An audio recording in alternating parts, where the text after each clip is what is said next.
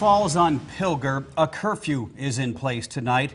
Piles of rubble line the way to the village, signaling that cleanup from a powerful EF4 tornado has already begun. The sheriff says nearly 2,000 volunteers descended on northeast Nebraska today to begin the cleanup process. Machines and trucks hauled out piles of rubble and metal where buildings once stood.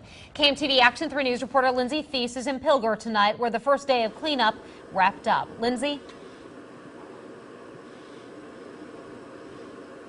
Jen, Craig, as the days go on, we're going to still continue to see some of these scenes of devastation, like right here outside of town where I'm at.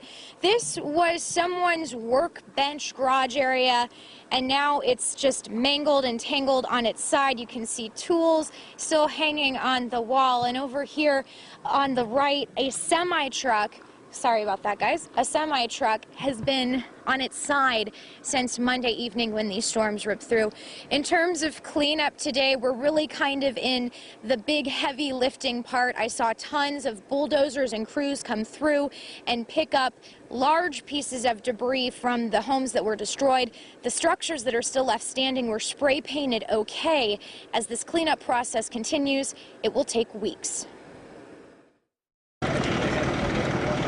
Disaster. It's just, you almost can't believe it. 2 days after twin EF4 tornadoes, Pilger is still in shock. It's just, unbelievable. This is just unreal. Today, we got to tour the town. A lot of that debris, however, was carried into and caused damage in other parts of the town as well. The town's main business, the Pilger Co-op, is shredded. Agriculture, gas, fertilizer, grain storage. The grocery store is a mess. While candy on the shelf still sits eerily in place, glass windows and doors are blown out. Parts of the ceiling are on the floor.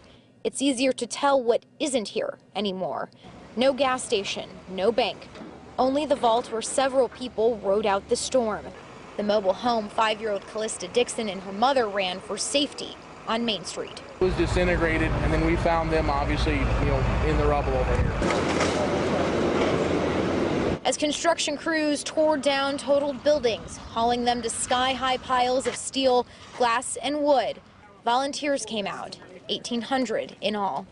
I plan to come as much as I can and help out. But even with the elements putting a damper on cleanup tonight, storm watches tonight and excessive heat today. We don't need anybody overheated. It's kind of miserable today. The little town, whose slogan is "Too tough to die," is proving they'll move forward.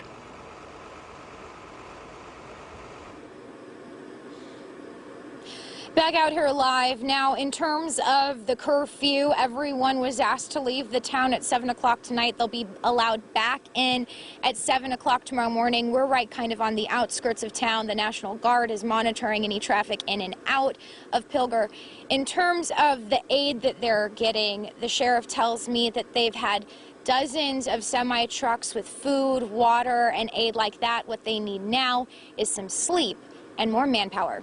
We're reporting live. Lindsay Thies, KMTV Action 3 News.